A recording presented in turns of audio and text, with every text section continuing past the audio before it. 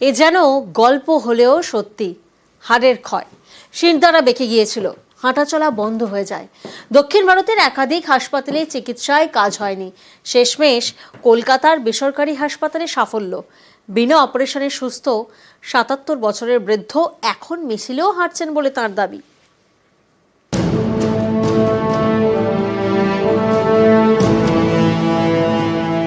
সাতাত্তর বছরের শিবপ্রসাদ দে কলকাতার পিকনিক গার্ডেনের বাসিন্দা, রাজ্যের অর্থ দপ্তরের প্রাক্তন সহসচিব।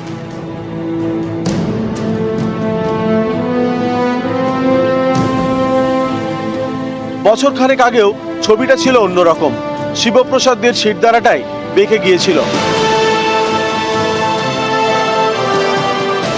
এর আগেই হাঁটাচলা বন্ধ হয়ে যায়, ঘর থেকে বেরোতেই পারছিলেন না। কোমরে তখন মারাত্মক যন্ত্রণা। যত দিন গিয়েছে পরিস্থিতি খারাপ হয়েছে, ধীরে ধীরে বেঁকে যায় শিরদাঁড়া।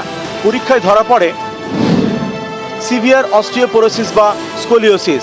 এর জেরে হাড় ক্ষয়ে যায়, শিরদাঁড়া বেঁকে যায়, মাথা সোজাই করা যায় না, পুজো হয়ে জীবন কাটাতে হয়। শিবপ্রসাদেরও এরকমই হয়েছিল।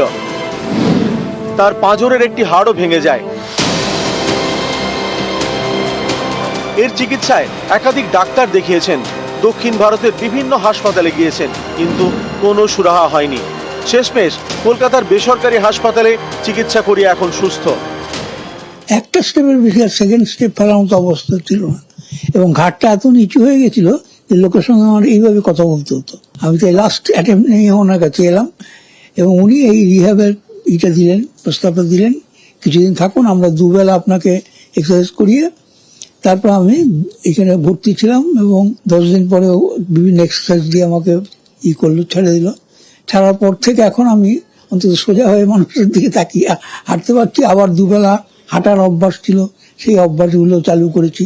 ইনি যখন আসেন তখন একেবারে সামনের দিকে ঝুঁকে গেছিলেন, সঙ্গে সঙ্গে সেই অস্টিওপোরোসিসের যে আধুনিক ট্রিটমেন্টগুলো আমরা স্টার্ট করলাম। ওনার এই পেইন ম্যানেজমেন্ট এবং মুভমেন্টটাকে ঠিক করার জন্য, বা ঘাড় এবং পিঠের এই স্টেবিলিটিটাকে আনার জন্য বিভিন্ন ধরনের আধুনিক রিহ্যাবের আমরা সাহায্য নিলাম। বিভিন্ন পশ্চার কারেকশন যে মেজারগুলো আছে সমস্ত কিছু করার পরে উনি এখন ধীরে ধীরে অনেকটা সুস্থ, এবং এখন উনি অলমোস্ট সোজা হয়ে গটগটিয়ে হাঁটছেন। আর এখন শুধু হাঁটা নয়, রীতিমতো মিটিং মিছিলে যাচ্ছেন নিয়মিত শিবপ্রসাদ দে।